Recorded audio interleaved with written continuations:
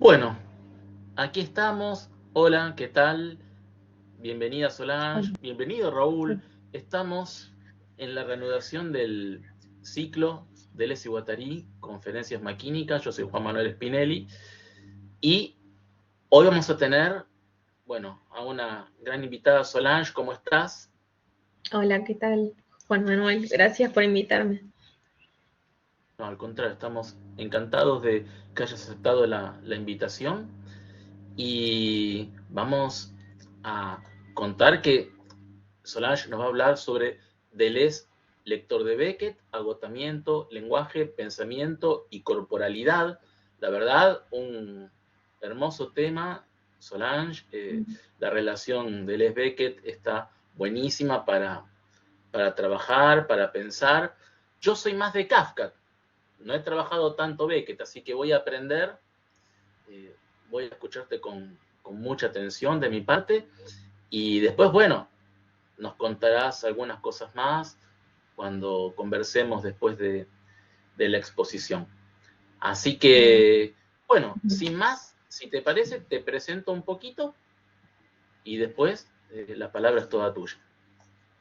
Dale. Bueno, Solange Jeffés es licenciada en Filosofía por la Universidad de Buenos Aires y se encuentra culminando sus estudios de doctorado, para lo cual obtuvo una beca UBASIT. Su tema de investigación es la relación entre la filosofía de Gilles Deleuze y la obra de Samuel Beckett, en el campo de la filosofía contemporánea francesa y la filosofía práctica. Realizó su tesis de licenciatura sobre el problema de las pasiones tristes y la negatividad en la obra de Deleuze. Fue adscripta de la Cátedra de Antropología Filosófica y es integrante desde 2012 del grupo de investigación Deleuze, Ontología Práctica, bajo la dirección de Julián Ferreira. Los resultados de dicha participación se volcaron en varios capítulos del libro de las colecciones Deleuze y la fuente de su filosofía, Deleuze, Ontología Práctica, y en la colección de libros del proyecto Basit, Caminos Cruzados. También ha publicado artículos en revistas especializadas y participado en varios congresos y jornadas de filosofía. Coeditó el libro Lo que fuerza a pensar, Deleuze, Ontología Práctica 1, en conjunto con Pablo Pachila y Anabela Schenle.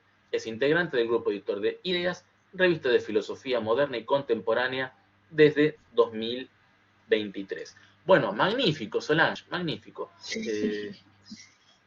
Bueno, Buenísimo, encantado, muchas la verdad de gracias. que, no, por favor, encantado de que hayas aceptado la invitación y ahora yo me callo y pasamos a escucharte. Comenzamos. Eh,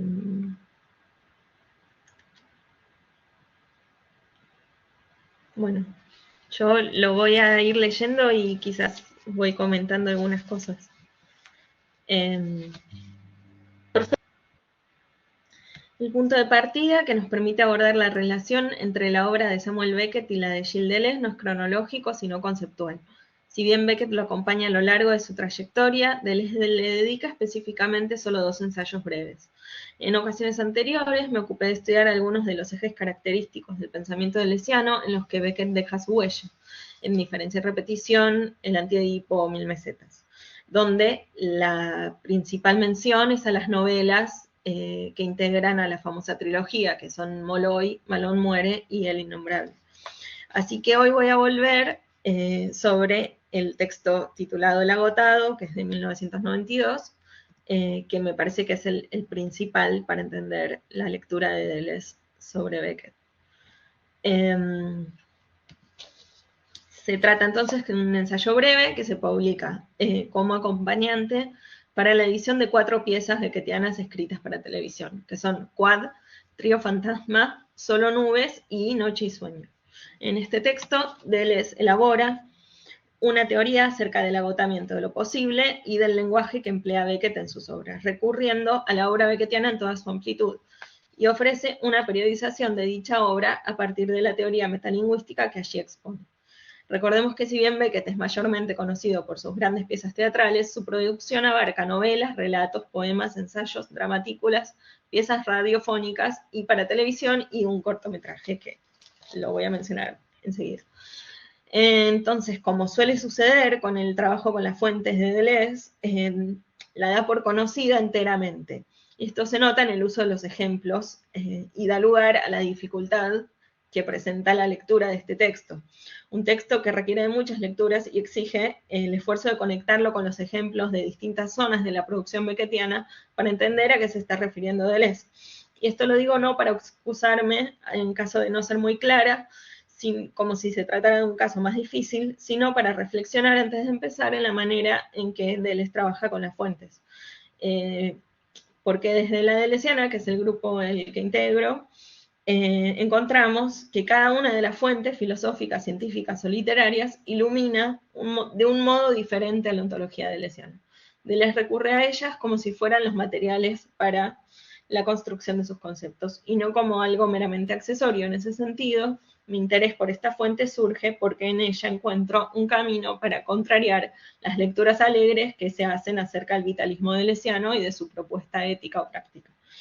Los personajes beckettianos dan lugar a otro acercamiento a ese vitalismo y abren la perspectiva de una ética deleuziana que podría estar centrada en la vulnerabilidad y la fragilidad, una ética que no se desentiende de la pasividad y la impotencia. Estos personajes funcionan entonces como una fuente oscura para ese vitalismo. Y la teoría del agotamiento que Deleuze elabora en torno a ellos y en torno al lenguaje minimalista de Beckett da lugar a pensar que puede haber cierta productividad y cierta densidad ontológica de lo negativo en la filosofía deleuziana, tanto en su propuesta ética como en su concepción de las artes, y especialmente la literatura, para lo cual Beckett resulta un referente importante. El segundo texto que Deleuze le dedica es la mayor película irlandesa, Film, de Beckett, incluido en Crítica y Clínica, donde recupera un análisis que había hecho en La imagen movimiento sobre la película Film, que es de 1964, y al que Deleuze caracteriza como exponente de cine experimental. Va un spoiler, espero que la hayan visto y si no, les arruino el final. Entonces, en este texto sobre Film, Deleuze expone su análisis como si se tratara de un problema filosófico o matemático, y sostiene que el problema principal para comprender la obra de Beckett en general es el devenir imperceptible, cómo llegar a no ser percibido y a no percibir. Eso es una cita. En ese contexto, Deleuze se refiere a la manera en que esa película dramatiza el principio ontológico de Berkeley, según el cual ser es ser percibido. Y se pregunta, si lo que enuncia ese principio fuera cierto, ¿es posible escapar a la percepción? ¿Cómo volverse imperceptible? Tal es el problema que se despliega en el corto al que me voy a referir muy brevemente. En las palabras de Beckett, lo que muestra la película es, cito, la búsqueda del no ser en fuga de la percepción extraña, descomponiéndose en la inevitabilidad de la autopercepción. Concretamente, entonces, la película, que es casi enteramente muda, muestra una fuga o una persecución de O, que es el personaje O, es el objeto, interpretado por Buster Keaton, y el personaje E es el ojo, que ahora vamos a ver qué pasa. Y se divide en 3 momentos, que son los 3 momentos que Beckett distingue son la calle, la escalera y la habitación. Nosotros, o sea, Deleuze, propone una distinción diferente, la imagen-acción, que agrupa la calle y la escalera, la imagen-percepción para la habitación, y por último, la imagen-afección para la habitación ocultada, y el aletargamiento del personaje en la mecedora. Lo que vemos es cómo sucesivamente se extinguen las distintas modalidades de la percepción que la película presenta, y que son también esos subtipos de imágenes que Deleuze clasifica en sus trabajos sobre cine, pero no voy a entrar por esa vía. Entonces, primero vemos al objeto escaparse de la mirada de los otros en la calle y en la escalera, ocultándose a E, que lo persigue, que nos vamos a enterar que coincide con el ojo de la cámara. En el segundo lugar, ya dentro de la habitación, se extingue la percepción que procede de los objetos, animales e incluso las fotografías, hasta que la cámara logra superar aquello que Beckett llama el ángulo de inmunidad para colocarse frente a O, mostrando por primera vez su rostro, que es la imagen que veíamos en la diapositiva anterior. con el parche en el ojo. En este momento queda suprimida toda percepción extraña, animal, humana y divina, incluso la de las fotografías que remiten a la memoria.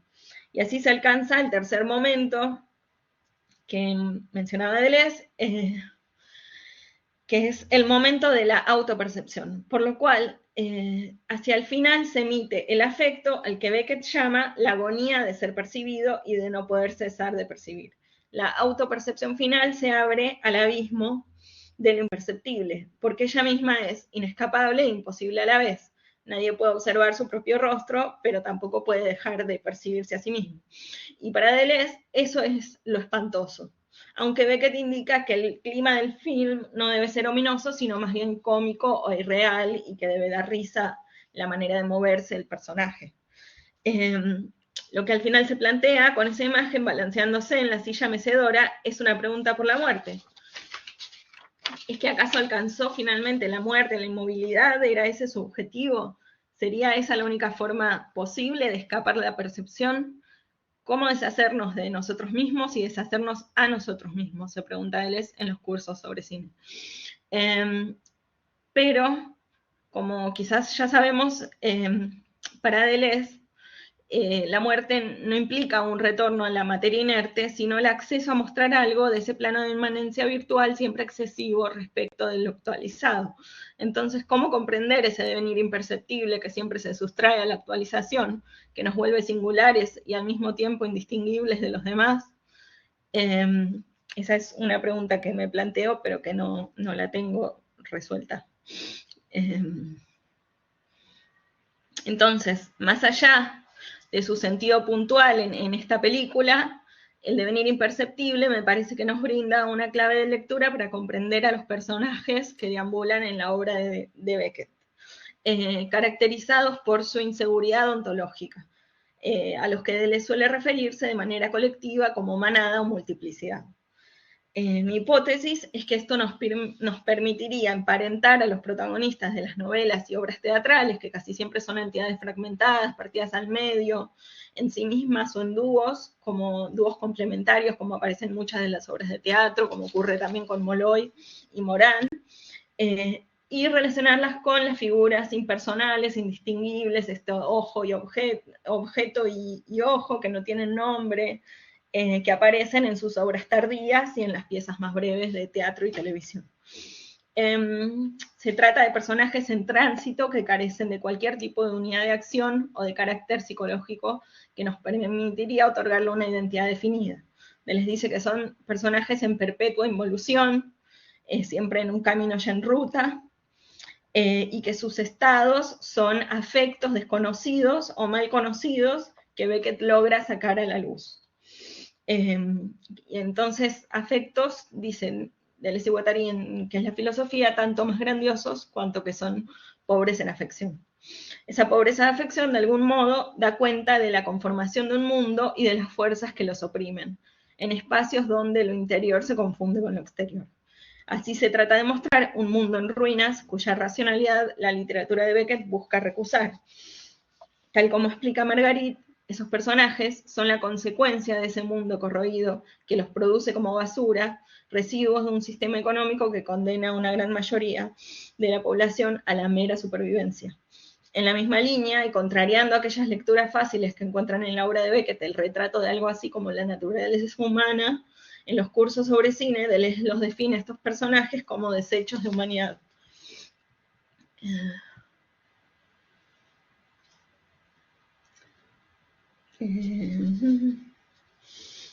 Lo cual nos remite, por ejemplo, a los poemas titulados Mil Little Nuts, que están escritos en fragmentos, en pedacitos de papel, etiquetas de whisky, paquetes de cigarrillo, etc., y que expresan la mirada de desilusionada acerca del mundo, que es tan beckettiana, y que sin embargo se puede extraer de ellos cierta potencia de confrontación. Por ejemplo, en el primero de estos poemas encontramos una invitación a la resistencia a través del humor. Enfrente lo terrible hasta hacerlo risible. Sería una traducción de estos poemas. Entonces, el agotamiento es la clave de lectura con la que Deleuze retorna a Beckett casi hacia el final de su vida, y como veremos, esto no es casual. Se trata de un agotamiento que para Deleuze atañe a distintos órdenes en el marco de la producción beckettiana, aquello que mencionaba en el título, lenguaje, pensamiento y corporalidad. Leyendo a Beckett, Deleuze elabora la teoría del agotamiento, que le permite poner en cuestión al lenguaje y al pensamiento en el marco de lo que sería el régimen de la representación propia de la tradición filosófica occidental. A partir de ella, cuestiona también el lugar del cuerpo en dicha tradición como fuente de conocimiento. El agotamiento del lenguaje en sus distintos niveles, que vamos a ver más adelante, que son el de las palabras, el de las historias y las voces, y el de la imagen y el espacio, es correlativo al agotamiento del pensamiento, porque para Beckett el pensamiento solo es tal si se expresa en palabras por medio del habla. Pero estas palabras siempre son heredadas y por lo tanto cargan con innumerables inconvenientes a la hora de expresar lo que sentimos y experimentamos. Las palabras siempre vienen falladas. Un poco a esto se refiere la estética del fracaso, que es uno de los nombres más correctos con los que se puede caracterizar a la poética beckettiana. Si hubiera algo así como un programa que la atraviesa en sus distintos géneros que recorre, dramáticos y literarios, este sería el de dar lugar a la puesta en escena de esa imposibilidad y ese fracaso para expresar cualquier cosa, a la par de una ética de la experimentación incesante, casi imperativa al nivel de lo formal, y casi siempre en la senda del minimalismo, de la despalabra, que en alemán Beckett dice que es la Unwort, una literatura de la Unwort, que Serrato la traduce como despalabra, que es un lenguaje que se encamina hacia el menos. Y esto también aparece en Deleuze y Guattari cuando hablan del minimalismo de Beckett. Entonces, el escepticismo, en cuanto a la posibilidad de pensar o enunciar lo real de manera adecuada, es un aspecto central en esta poética. Podríamos decir que es un rasgo compartido por la filosofía de Deleuze. Se trata entonces del agotamiento que se traduce en personajes delirantes y solipsistas, incapaces de conocer y de expresar la realidad por medio de un lenguaje que es al mismo tiempo heredado como inventado y que conduce al ruido, el caos, la incomunicabilidad, el murmullo o el silencio. Por otro lado, como decía, hay también un agotamiento de la corporalidad, aquella que Deleuze describe en sus análisis de estos personajes. El cambio de posturas, los hábitos ridículos, su degradación y su decrepitud vinculada a la puesta en crisis de la representación. Para Beckett, el cuerpo siempre es fuente de dolores y malestares, incomodidades y confusiones. Según Deleuze, el derrumbe de la verticalidad y de la potencia o fortaleza de lo corporal se expresa en esos cambios, en las posturas que adoptan los personajes, en su pasividad y su decadencia. Si tomamos como parámetro de la ética deleuziana el devenir activo que Deleuze recupera de su lectura de Spinoza, de lo que se trata ahora es de la posibilidad de establecer una parodia de esa teoría de la acción cuyo foco es precisamente la inmovilidad, las dificultades para moverse en un sentido físico como espiritual. Y el ejemplo más quizás claro es, o no sé si el más claro, pero muy posible, es el de estas imágenes que puse ahí de Winnie, que es el personaje de Días Felices, que ella se encuentra hablando enterrada en ese montículo, habla con Willy, que está fuera de escena la mayor parte del tiempo y cada vez queda más enterrada en ese montículo, ¿no? Entonces, en este sentido, la fractura cartesiana entre pensamiento o el espacio craneal y el cuerpo genera muchísimas imágenes y paradojas que Beckett sabe explotar poéticamente. Siempre está como el problema de la mente y el cuerpo. Y entonces eso me parecía que se puede pensar como una inversión del espinosismo, porque en vez de esforzarse por perseverar en el ser, se esfuerzan por desintegrarse. Y entonces eso sería como una inversión chistosa del conatus espinosista. Entonces, para adentrarnos en esta teoría del agotamiento, que me parece que puede servir como clave para pensar el momento en el que estamos, el agotamiento al que nos vemos sometidos en nuestros cuerpos, nuestras mentes, nuestra atención. Vamos a ver cómo desarrolla Palpel-Bart este concepto con relación a la corporalidad y al vitalismo, y luego vamos a ver cómo Zurabichvili también lo relaciona con el problema de la imaginación política, el voluntarismo y la construcción de nuevos posibles, y luego sí voy a avanzar con la teoría de del agotamiento del lenguaje propiamente dicha, que son los 3 niveles de la lengua, y espero poder dar algunos ejemplos que ayuden a entenderla mejor y analizar algunos de los casos de estas obras.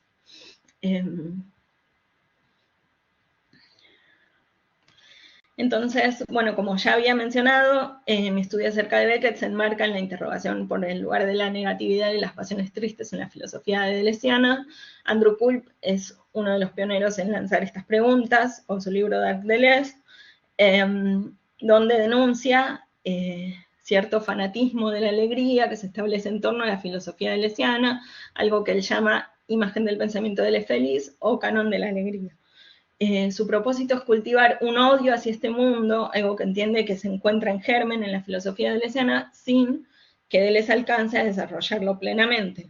Culp denuncia también la facilidad con la que puede producirse el acoplamiento de algunos conceptos deleuzianos con el despliegue de los poderes más nocivos de nuestro tiempo, conceptos tales como la fluidez de lo rizomático, la conectividad de elementos heterogéneos, el aumento de la creatividad y la potencia de actuar, etcétera, que terminan perdiendo su carácter resistencial al presente en el contexto del neoliberalismo.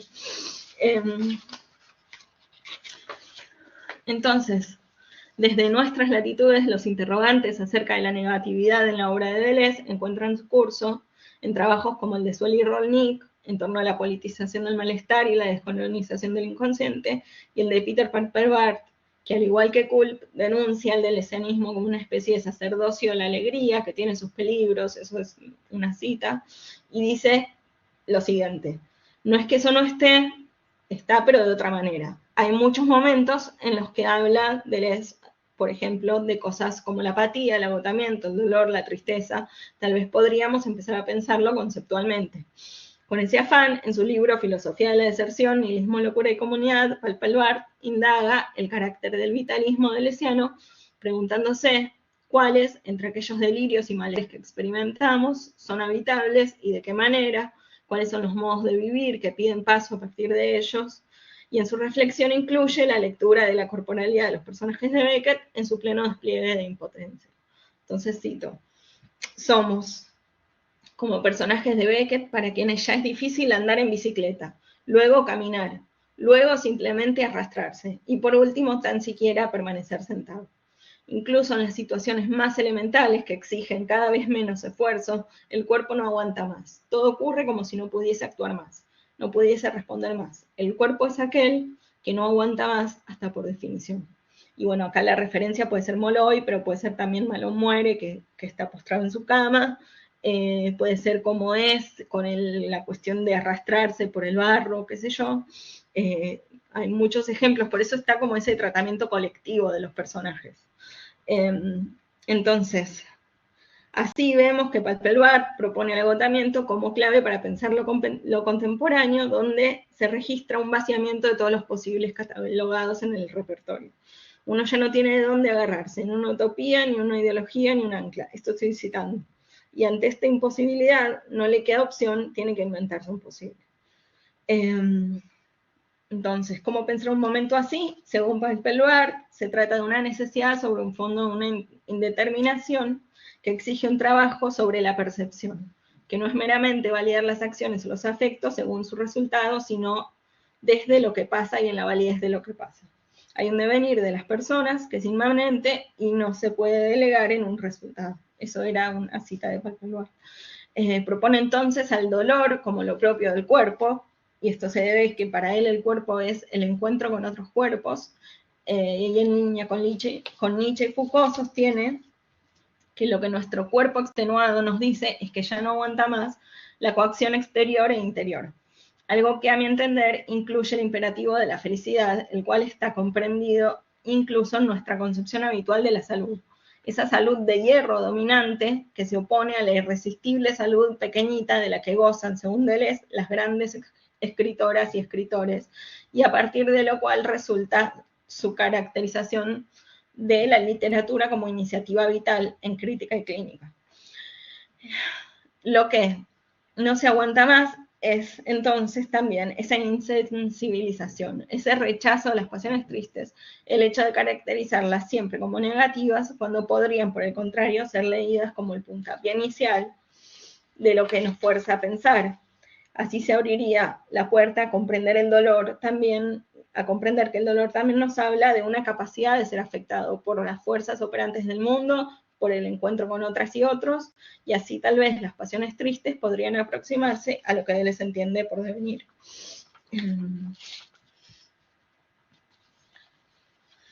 En consonancia con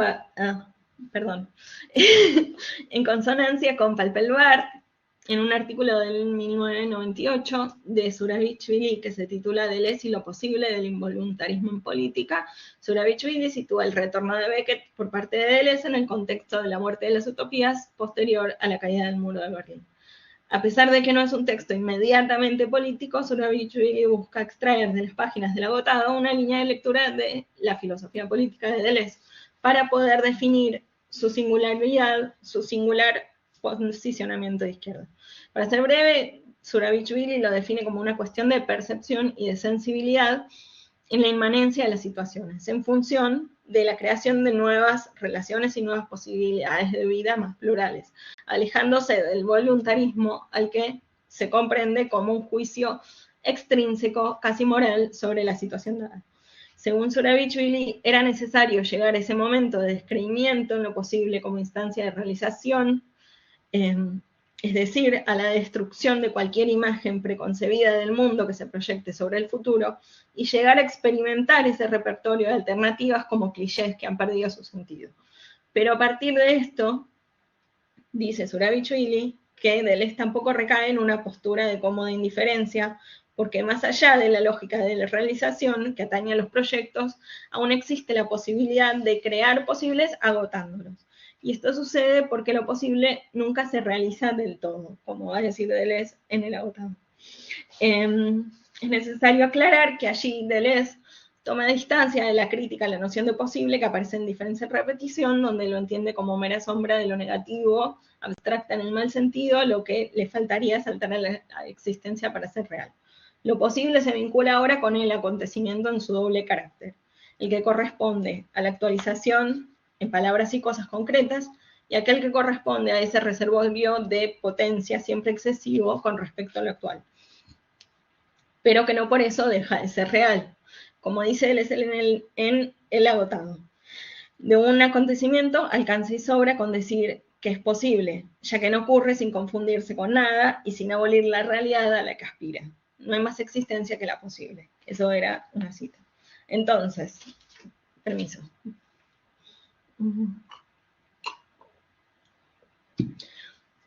Esta idea de la creación de los posibles se inscribe en una paradoja, porque hay dos discursos distintos que conviven en el pensamiento de Deleuze.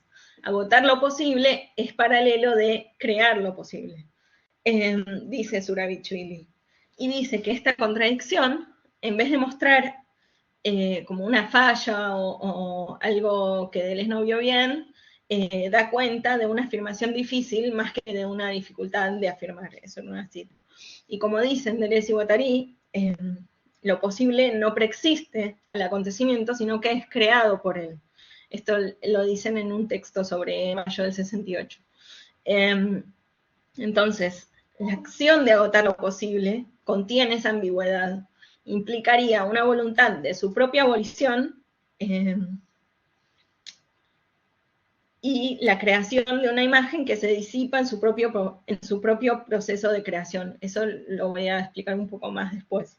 Pero así, la relación entre lo posible y el acontecimiento sufre una modificación. La voluntad, en todo caso, se desprende del acontecimiento, pero no diseña un posible como mera posibilidad imaginada que existe de entrada, ni es una utopía que simplemente se proyectaría sobre el mundo. Uno se activa, pero para nada. Uno estaba fatigado de algo, pero agotado de nada. Eso es una cita del agotado. Por lo tanto, Deleuze dice que la subjetividad que acompaña estos procesos de agotamiento no es pasiva ni indiferente, sino que se trata de una abstención activa con respecto a la acción, parecida al preferiríano de Butler v. de Melville, que les va a decir que es una fórmula beckettiana también, o sea, los relaciona mucho. Y también se refiere a esto de Deleuze como el estar atrapado en lo imposible o lo irrespirable.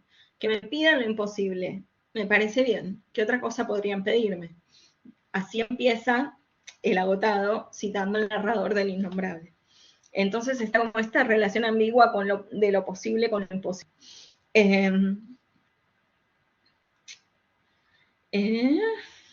Entonces, también dice que se trata de fabricar lo real y no de responderle. Es decir, de poder establecer nuevos modos de existencia y nuevas relaciones con lo dado, como decía Zurabichvili, que surgen a partir del encuentro de una colectividad con sus condiciones de existencia. Agotar lo posible es mostrar que otra realidad es posible, y en esa lucha para Deleuze, la escritura también ocupa su lugar, el de la producción de imágenes visuales o auditivas que amplían el margen de lo que a cada momento al nivel de lo colectivo puede ser visto o oído, porque vemos y oímos entre las palabras. Beckett es fundamental en esta concepción de la literatura con su consigna de horadar agujeros en la superficie del lenguaje, del sentido común, del cliché, para mostrar el sin fondo o el sin sentido o esa nada que se oculta detrás. A Deleuze le gusta mucho esta idea y la cita al comienzo de Crítica y Clínica, al final del Agotado y también en su obra sobre Francis Bacon. Las grandes escritoras y escritores a las que Deleuze admira producen un corrimiento en lo que desde una determinada época se puede decir, pensar y enunciar. Y Beckett es un ejemplo del tipo de escritor que saca la lengua de los caminos trellados y la hace delirar. Lo que se ve y las maneras en las que se habla dejan de ser las mismas. Y esa experiencia del afuera, del lenguaje que se da en Beckett, ese juego constante con su propia imposibilidad de decir, para Deleuze pone en evidencia cuáles son esos límites implícitos en nuestros posibles. El Agotado tiene dos partes. Vengo hablando mucho de este texto, pero recién ahora voy a meterme con él, quizás. Tiene dos partes. En la primera, como venimos viendo, desarrolla esta teoría del agotamiento de lo posible en el lenguaje que Beckett utiliza, a partir de la concepción beckettiana de la insuficiencia de las palabras. Y elabora un metalenguaje que permite comprender los procedimientos de creación de imágenes en la obra de Beckett. En la segunda parte, Deleuze aplica esa teoría al análisis de las 4 piezas de televisión a las que este ensayo acompaña. Se encuentra que la especificidad de lo televisivo es su ensamblaje, una voz pregrabada para una imagen tomando forma cada vez. Esto conduce a un estilo cada vez más despojado en el uso de la palabra, que llega a ser en algunos casos meramente un guión de acciones o de cortes de la cámara, en ocasiones acompañados por una voz neutra o impersonal, a veces con música, otras veces con el poema. Cada una de estas obras agota lo posible a su modo, siguiendo 4 modalidades distintas que se corresponden a los 3 niveles de lengua que Deleuze distingue. Construir series exhaustivas de cosas con palabras. Esa es la lengua 1. Secar los flujos de las voces, lengua 2. Y extenuar las potencialidades del espacio y disipar la potencia de las imágenes. Esa es la lengua 3. Entonces, quad es espacio con silencio y eventualmente música. Trío Fantasma es un espacio con una voz presentadora y música. Y Solo Nubes es imagen con voz y poema. Y la última, que es Noche y Sueño, es la imagen con silencio, canción y música. Bueno, yo ahí esta es la parte quizás más difícil de comprender, pero bueno. Como decía, Deleuze distingue las dos lógicas, el agotamiento y la realización. La lógica del agotamiento apunta a la construcción de nuevos posibles que tienen por horizonte la imposibilidad, como límite interno, ni positivo ni negativo. Se opone a la lógica de la realización que ordena posibilidades o metas de las que ya se dispone, orientándose por la preferencia y estableciendo disyunciones excluyentes entre los términos preexistentes que se eligen. En cambio, el agotamiento opera por disyunciones inclusivas, que afirman esos términos en su distancia, sin elegir ninguno. Por eso Deleuze dice que los personajes de Beckett juegan con lo posible sin realizarlo. En este primer nivel de la lengua, los ejemplos que Deleuze da son la escena de las permutaciones de las piedras de succión en la novela de Molloy, donde Molloy contempla frente al mar por varias páginas todas las posibles maneras de intercambiar adentro de sus bolsillos de ropa, de los bolsillos de su ropa, a las piedras de succión. Va chupando una por una y se pregunta cuáles son las combinaciones posibles para no repetir ninguna. También está el ejemplo de Murphy y sus 5 bizcochos combinables de 120 maneras, que también se cita en diferencia y repetición, o la gran novela de las teorías exhaustivas de las permutaciones y combinaciones, que es What, que es una novela que trata de un sirviente que va a trabajar en la casa del señor Knott y trata de comprender la lógica de esa casa, y en la que asistimos a sus razonamientos, su cuestionamiento de los nombres aplicados a los objetos, su confección de listas que por varias páginas también, como ese agotamiento al que se somete al lector es correlativo del agotamiento de estos objetos, y como de esto sería para Deleuze un arte de la combinatoria que se compone de estos ejercicios agotantes, que lo que produce es la desconexión de las palabras con las cosas que se nombran, me parece. Entonces, en estos ejercicios, lo agotado es tanto el sujeto que experimenta dicho afecto como el objeto que se verá sometido a la operación de agotamiento. Y es correlativo, el agotamiento de lo posible resulta correlativo de una fantástica descomposición del yo. Eso dice Deleuze en El agotado. Entonces, como decía, estamos todavía en el terreno de la lengua 1, el primer nivel del lenguaje, donde por medio de un extrañamiento Beckett impugna la capacidad de designar de las palabras, su referencialidad y por lo tanto su capacidad para guiarnos en nuestro actuar en el mundo. Se agota lo posible con palabras y así se interrumpe la lógica de la realización. Pero, espera, no sé si tenía que pasar. Pero, para agotar a las palabras mismas, se necesita de un segundo metalenguaje, que es la lengua 2, que dirige su atención al otro, otra, como emisora o emisor de esos flujos de voces por los que las palabras circulan, y a sus narraciones personales o colectivas. Reencontramos aquí el concepto de autrui, el otro como mundo posible, definido así en diferencia y repetición, pero acá su sentido no es el de un componer el mundo compartido, como sucedía en diferencia y repetición, más asociado al espinosismo, sino que tiene un signo más oscuro, más cercano al que les menciona en el abecedario, el peligro de quedar atrapado en el punto de vista del otro, o en el sueño del otro, que deviene propietario de esas historias privadas y ajenas en las que nos envuelve. Finalmente, la lengua 3 corresponde a la singularidad de imagen, en el límite de lo sensible. Un lenguaje de imágenes, imágenes resonantes y colorantes, dice Deleuze.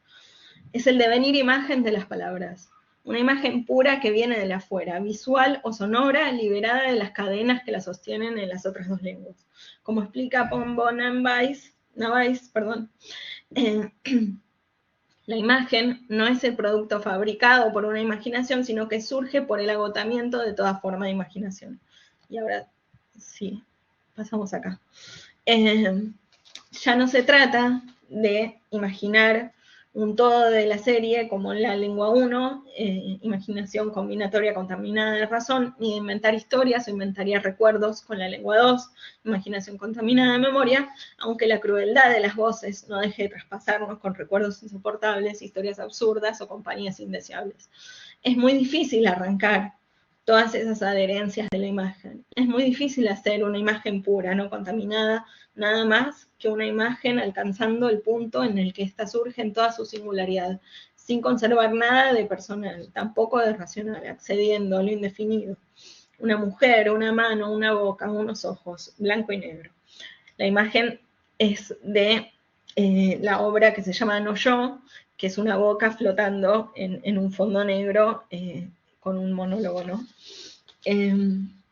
Entonces, lo que se busca construir, cito a Deleuze, es esa pequeña imagen alógica, amnésica, casi afásica, que a veces se mantiene en el vacío y otras se estremece en lo abierto.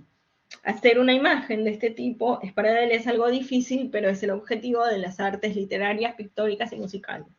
La imagen nunca se define por lo sublime de su contenido, esto es una cita también, sino por su forma, es decir, por su tensión interna, que a su vez se define en términos de fuerzas. Cito, la fuerza que moviliza para hacer el vacío, abrir agujeros, aflojar la opresión de las palabras, secar la supuración de las palabras, liberarse de la memoria y la razón.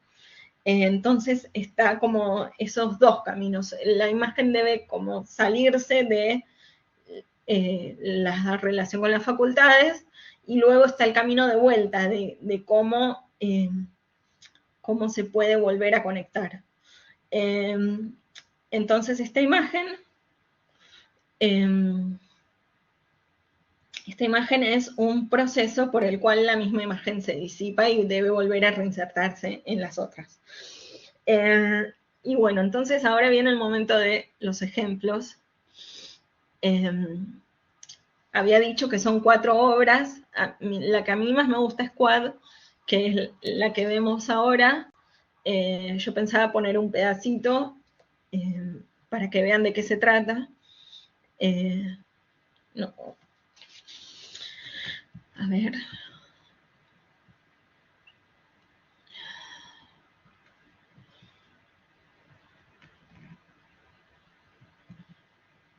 No estoy segura de cómo era. No. Acá. ¿Lo encontraste, Solange?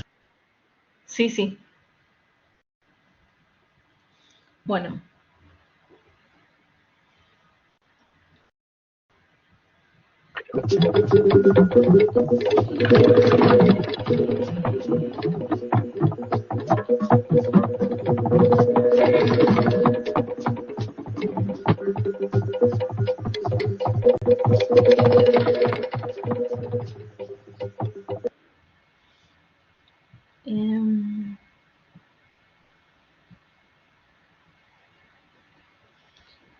Bueno, vuelvo a la exposición.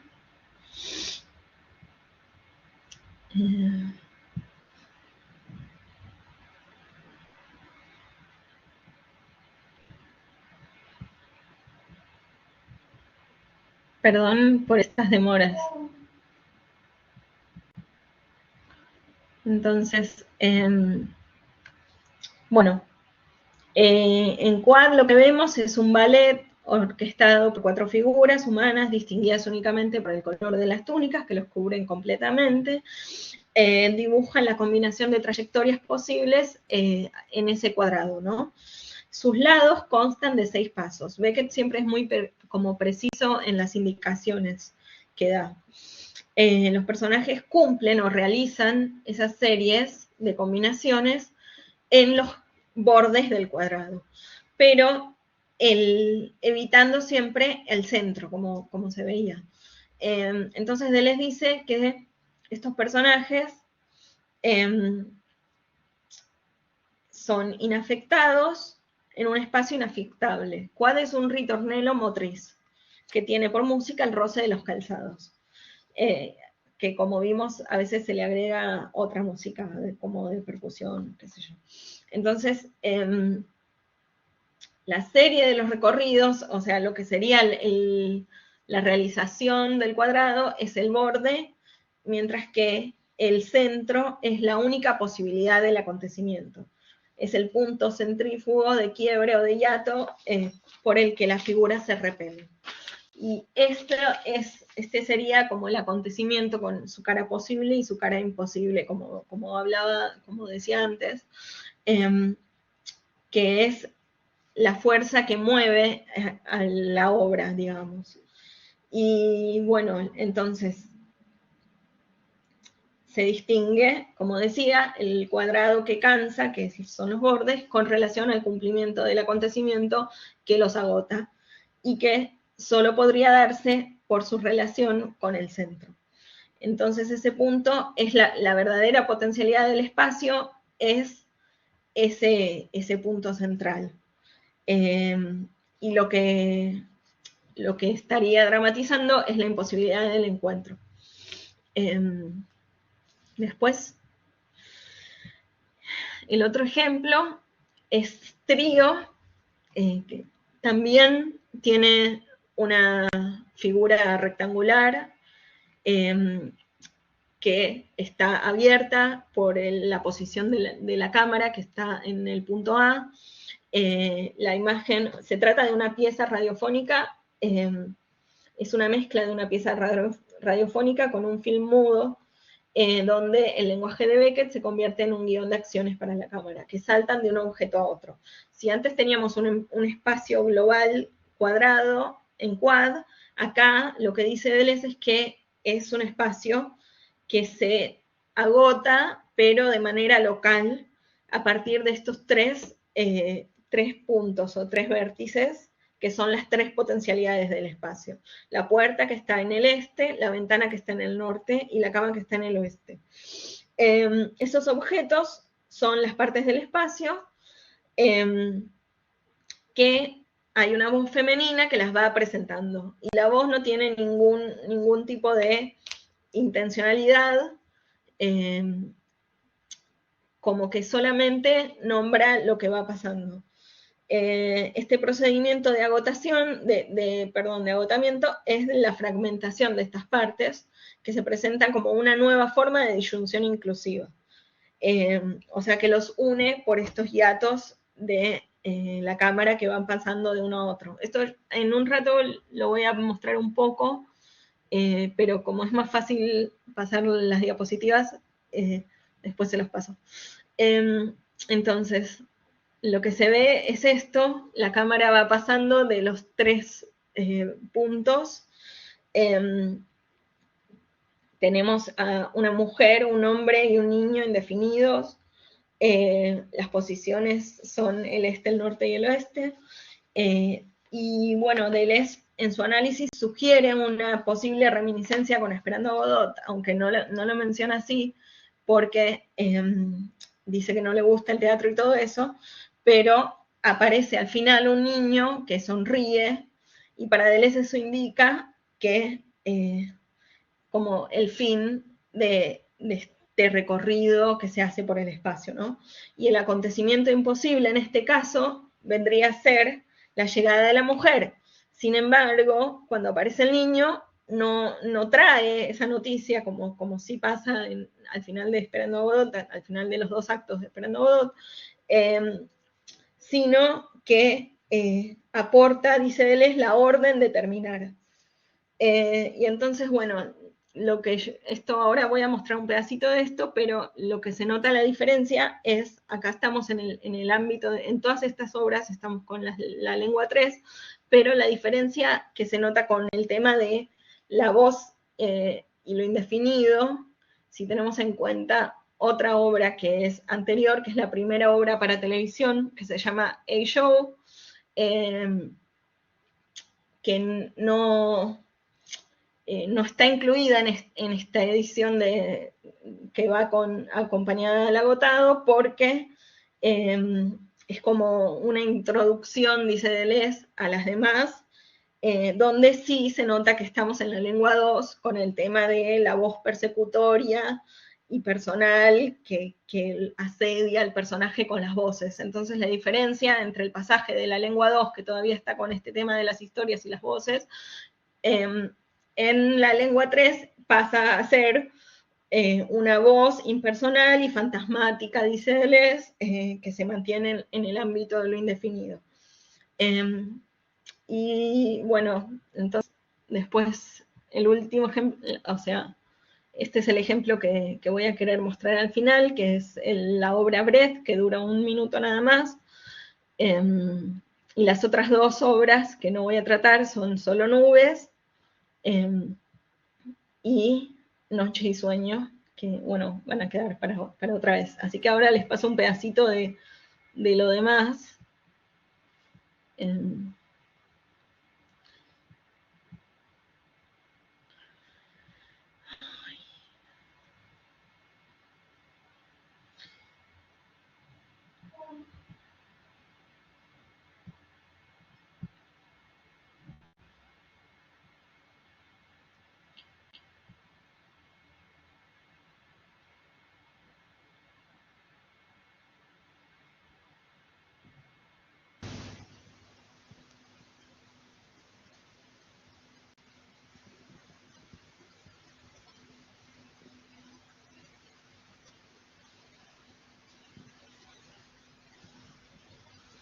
Good evening. Mine is a faint voice. Kindly tune accordingly. Good evening.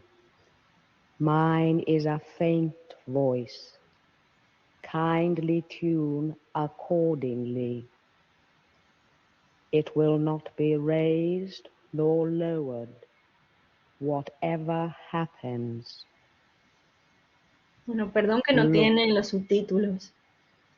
Eso no sé si. The familiar chamber. At the far end, a window. On the right, the indispensable door. On the left, against the wall, some kind of palette. The light, faint, omnipresent. No visible source, as if all luminous. Bueno, avanzo un poquito. Luminous. A ver si se ve lo que... Having seen that specimen of floor, you have seen it all. Wall, dust. Knowing this, the kind of wall, the kind of floor, look again. Bueno, va pasando. Es un poco lento, pero empieza a moverse el personaje.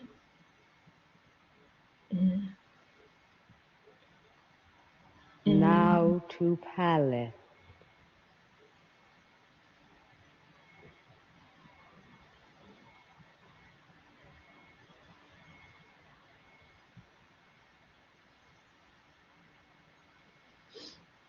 Bueno, lo que yo quería mostrar es la diferencia de esta voz con esta.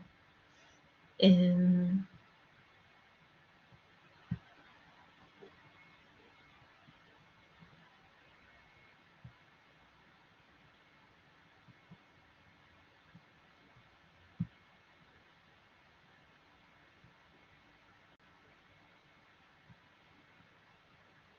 now.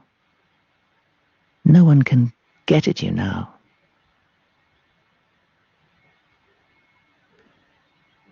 Why don't you put out that light? There might be a louse watching you. Why don't you go to bed? What's wrong with that bed, Joe? Que es como más acosador. You changed it, didn't you? Y se va elevando esa intención a lo largo de la obra, ¿no? Read again now and listen to yourself. The best's to come. You were right for once. In the end.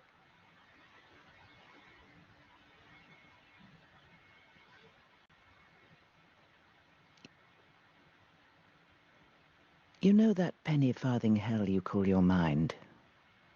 That's where you think this is coming from, don't you? ¿Ves? That's where you heard your father. ahí le dice, está el tema de las voces y de dónde vienen y el espacio craneal, y la voz le dice, vos pensás que esta voz viene de tu mente, como, bueno, ese juego con las voces que también aparecía en El Innombrable, está presente acá. Entonces, la última, que sí la voy a pasar entera, porque es muy corta, y con esto termino y podemos charlar.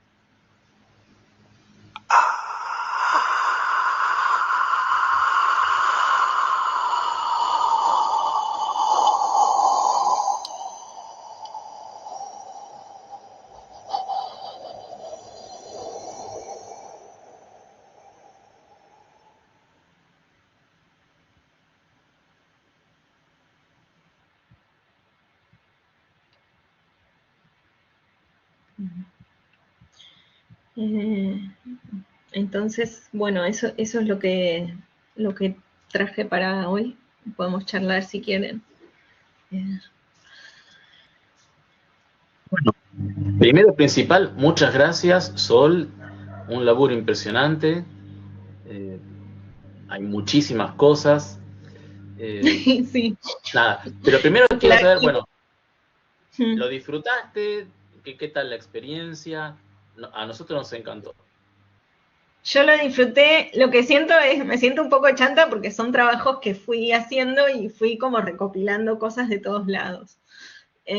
Pero sí, lo disfruté, me gustó como poder extenderme un poco más quizás en el tiempo, y desarrollar estas cosas que son difíciles de entender, me parece. No, pero está muy bien tener un espacio para compartir lo que uno ha escrito, lo que uno ha pensado, hacer una síntesis. Y generalmente las síntesis llevan a nuevas cosas, a descubrimientos, caminos que se abren, así que no, estuvo espectacular. Y no sé, yo lo primero que te preguntaría es cómo fue tu encuentro con Beckett. Si nos podés comentar un poquito cómo lo descubriste, cómo te enganchaste, a través de qué puertas, si fue por Deleuze o no. En realidad, la realidad es que yo antes de, o sea, en un momento antes de emprender bien la carrera de filosofía, estudiaba, hice un par de cursos de dramaturgia y tenía como esa ilusión de escribir teatro. Participé en un grupo que, eso, como que escribíamos y nos leíamos. Está el tema de las dramatículas, que son como piezas teatrales muy breves. Beckett como que va experimentando en distintos formatos y nosotros escribíamos cosas cortitas, hacíamos un ciclo de lectura de cosas, y yo como que tenía esa ilusión de trabajar. Trabajé en algunas obras de teatro como asistente de producción o de dirección o de esas cosas. Y en ese momento encontré a Beckett, a Pinter. También en la escuela leíamos teatro, que es un formato que hay gente a la cual le cuesta entrar y a mí como que me gusta. Entonces medio que viene de ahí. Después eso quedó en el camino y avancé con la carrera de filosofía y bueno, ahí está. Ahí estamos. A mí me cuesta el teatro, justamente. Soy una de las personas a las que realmente le cuesta un poco. No sé por qué. Realmente no sé por qué. No, es diferente, es diferente. Es difícil. Cada tipo de género tiene sus desafíos, pero qué sé yo. Como que me resultaba más amigable para escribir y entonces eso me hacía como más afinidad también. Como espectador, creo que me gusta bastante más el cine. No sé, bueno, a vos seguramente también te atrae el cine y trabajar Deleuze con y desde el cine. Pero bueno, creo que eso también tiene que ver con experiencias propias, ¿no? Sí. Con nuestras vivencias, con la forma en que vamos conectándonos con todo lo. Pero bueno, muchas cosas me resultaron muy atractivas de todo lo que vos nos estuviste comentando. Ahora yo estoy a hacer preguntas, o un par de preguntas tangenciales, si se quiere, no buscando por ahí el detalle de la exposición, porque la exposición está ahí explicándose por sí misma, pero como para poder ir, tal vez, como te decía antes, abriendo otros caminos, otras posibilidades. Algo de eso comentaste en algún momento. ¿Vos dirías, cómo te plantearías ante el tema del agotamiento?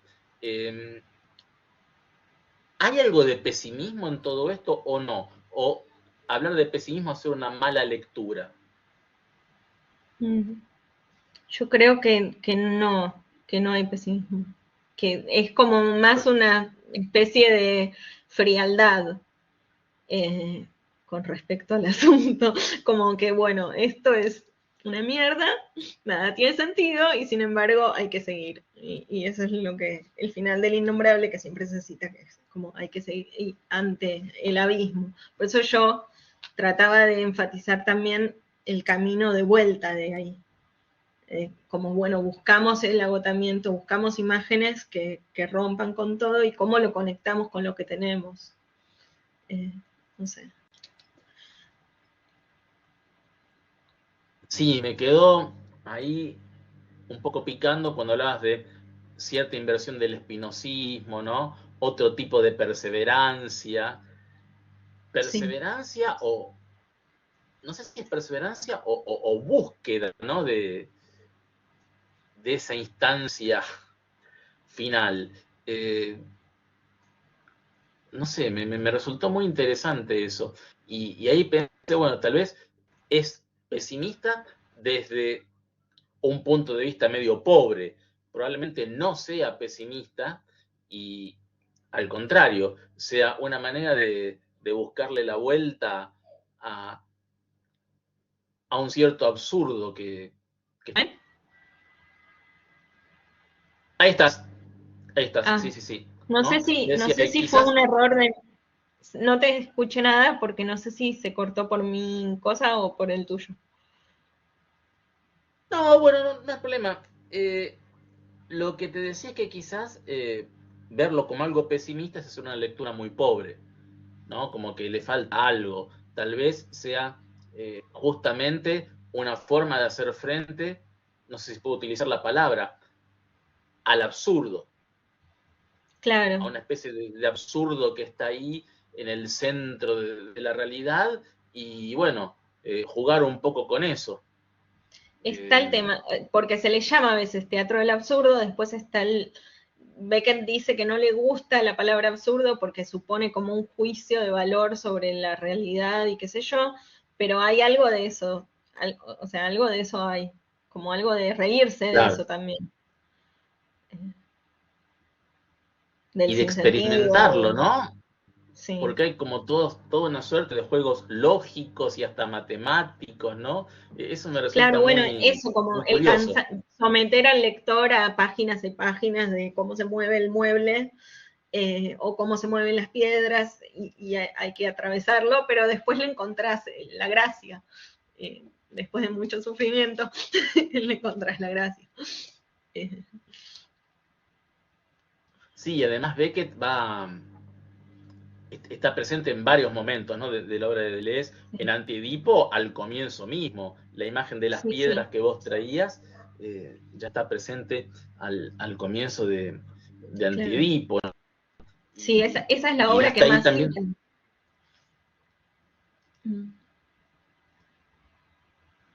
Y, y, y está bueno, ¿no? Poder tal vez enfocar todo esto desde la óptica de lo maquínico, a lo mejor, Sí, porque está presente en el exacto. desplazamiento de los personajes. No son desplazamientos, vos corregime si me equivoco, azarosos, caprichosos, hacia cualquier lado, ¿no? Vos habías incluso en una de las imágenes que nos mostraste, habías trazado el recorrido que hacía cada personaje y es absolutamente riguroso.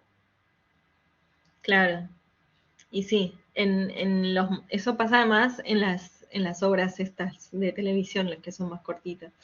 Pero lo que pensaba de lo maquínico está en el Antiedipo, cuando habla de que, bueno, como que se arma la bicicleta con el timbre y la boca, como esas máquinas del deseo que cursa otros caminos, digamos. Y está también la escena, hay una escena donde a Molloy lo interroga un policía y le dice, ay, vos te llamás así y te llamás igual que tu madre y qué sé yo, y hasta la primera parte de Molloy es la búsqueda de Molloy a su madre, y la segunda es hay otro personaje que se llama Morán, que es un policía que lo persigue, se supone, entonces no se entiende si es como una obra circular. Y está esto del familiarismo de la madre y el padre, y entonces por eso se burlan también de esa obra en el Antiedipo. Vos sabés que, bueno, vos tocaste el tema en algún momento, hablaste de la caída del muro, del fin de las utopías, por lo menos en un sentido clásico, tradicional. Y te hace una pregunta que a mí no sé, yo todavía no le encuentro una respuesta definitiva, y probablemente no tengo una respuesta definitiva, capaz que simplemente para que uno se ponga a trabajar y ya. ¿El pensamiento de Deleuze para vos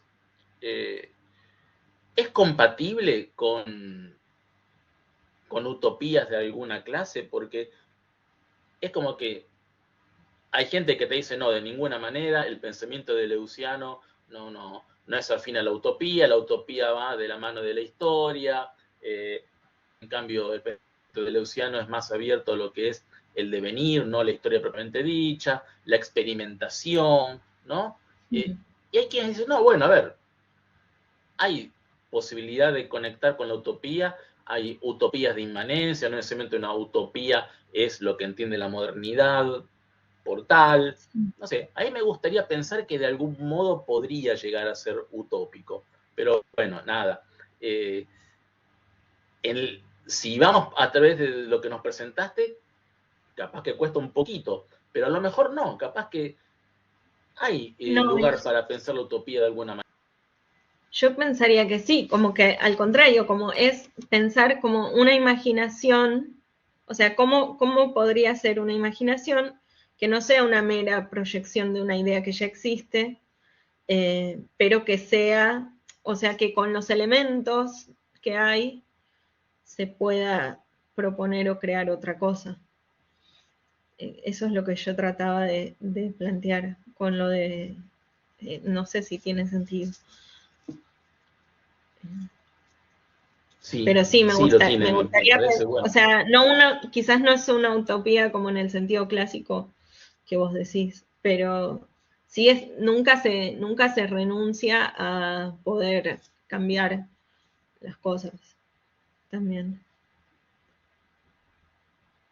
No Es sé que si sí, tiene sentido fíjate lo que que estoy diciendo.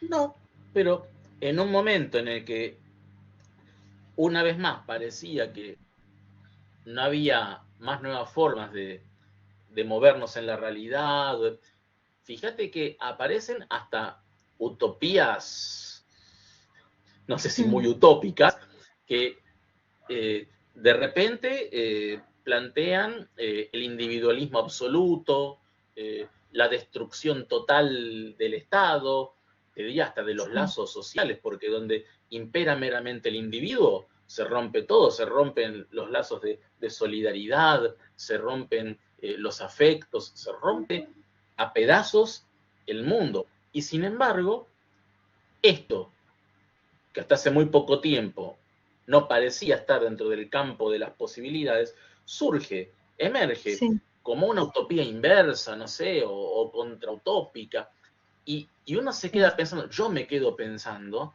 ¿no? Caramba, esto es en cierto modo más utópico y a la vez más peligroso lo que algunos decían de la utopía clásica, o bueno, de las utopías de corte más social, más solidario. Esto va más allá. Sí, sí, no sé, o sea, lo que sé es que como que hay que ver la manera de hacerle frente, pero no tengo una respuesta de cómo salir del mundo en el que estamos. No, yo tampoco Eh, la tengo. Yo tampoco la tengo. es Lo muy que triste, hay era un que seguir comentario, haciendo cosas, pero... es un comentario como diciendo, bueno, a veces cosas que parecían impensadas o impensables Sí, aparecen. claro, como Cada vez que que vos a decís, veces, perdón, me parece que a veces eso, se romantiza esa idea de lo impensado y lo que es la radicalidad del pensamiento y qué sé yo, y no es algo positivo por sí mismo. La desterritorialización o como estas ideas a veces, como vos decís. O sea, no hay una garantía de que lo impensado o lo creativo o lo nuevo sea algo que nos vaya a hacer vivir mejor o estar mejor con otros o con nosotros mismos tampoco. Eh, que a veces pasa, yo por eso como que un poco me refería a esto de las lecturas alegres, que pasa eso me parece. Eh, no sé, esto con la idea de lo nuevo lo veo.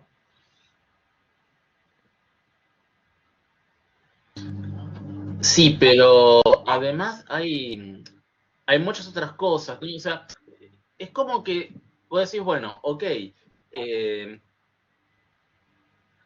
la utopía, como la pensábamos antes, nos prometía un mundo mejor, ¿no? Y venía cierta gente a decir que había que establecerse en lo real, eh, no mirar hacia un futuro imposible, no hacer apuestas extravagantes. Y, y lo extraño es que de la crítica a esa utopía clásica o tradicional o de izquierdas, viene una contrautopía que hasta la supera en algún momento, ¿no? O sea, como que lo que parecía absolutamente imposible, que es la exaltación de individuos puramente aislados, separados unos de otros, sin lazos, pues bueno, esto no es viable. Y sin embargo, Sin embargo. acá está, Mm. presente, presente y eh, trayendo lo utópico en un sentido distinto y, y bueno, y planteando ahí un desafío, o sea, es muy, Sí, o sea, no sé, o sea, ay, no sé, es difícil porque habría que ver cuál es la potencia que se está escapando, que no estamos viendo y que está detrás y por la cual se podría salir de esta situación. Eso es lo que tiene el acontecimiento como doble cara.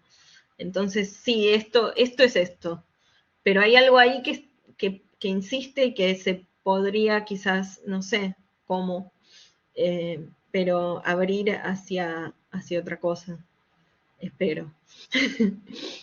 sí, no, ahí ya nos vamos a otro terreno, no quiero Sí, por ahí desviarte de lo que vos nos comentaste, pero me parece que eso es justamente eh, la apuesta de Antedipo cuando rescatan a Spinoza a través de Reich, ¿no? Bueno, ¿por qué es que nos sometemos y no solo que nos sometemos, sino que deseamos nuestro sometimiento y el sometimiento de los otros que hay detrás sí, de todo eso, ¿no? Y creo que por eso pensar hoy a Deleuze, con Deleuze, Guattari, eh, es más vigente que nunca, ¿no? Porque es como que los problemas que ellos plantean a fines de los 60, 70, hoy siguen vigentes, por supuesto no idénticos, idénticos no, pero hay unas líneas de continuidad que son impresionantes, o sea, de vuelta surge esto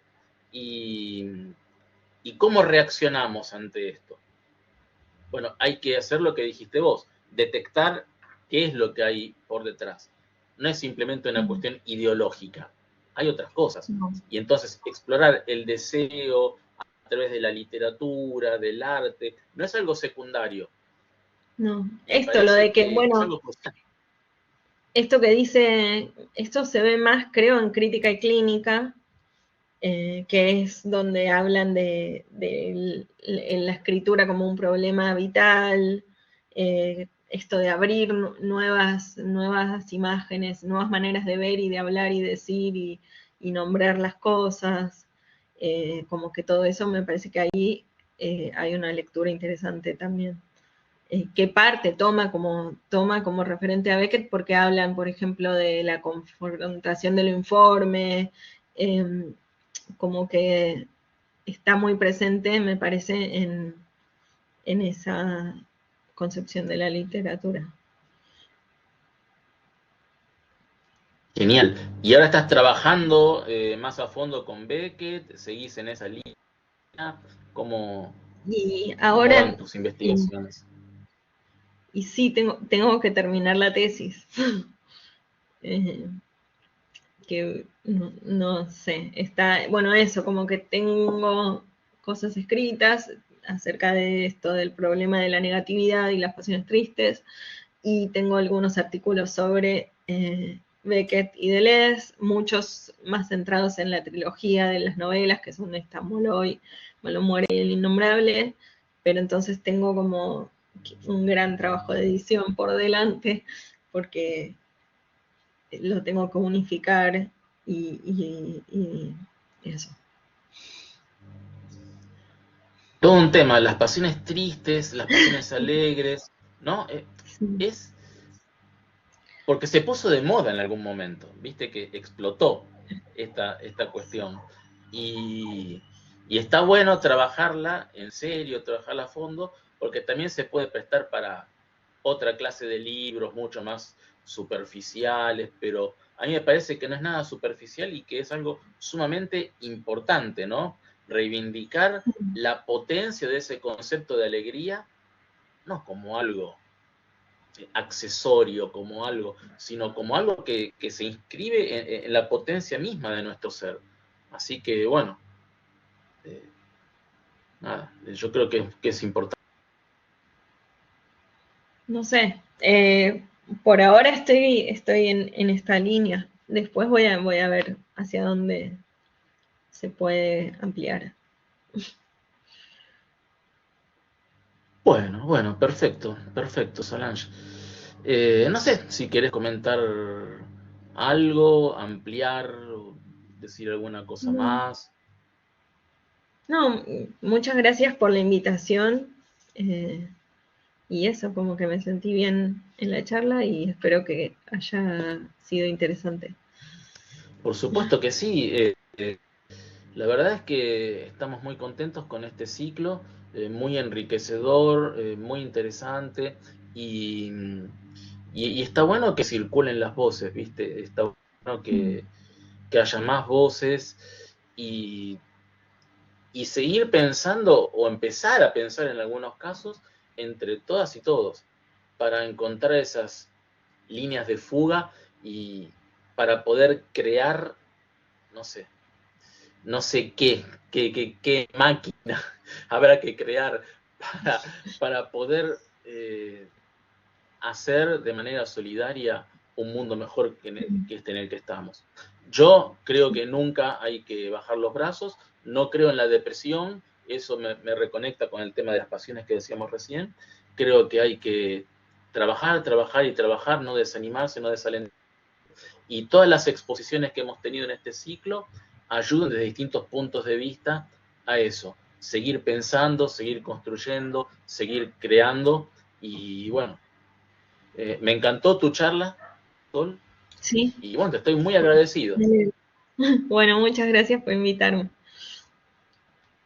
Por favor, dentro de 15 días vamos a tener una doble jornada.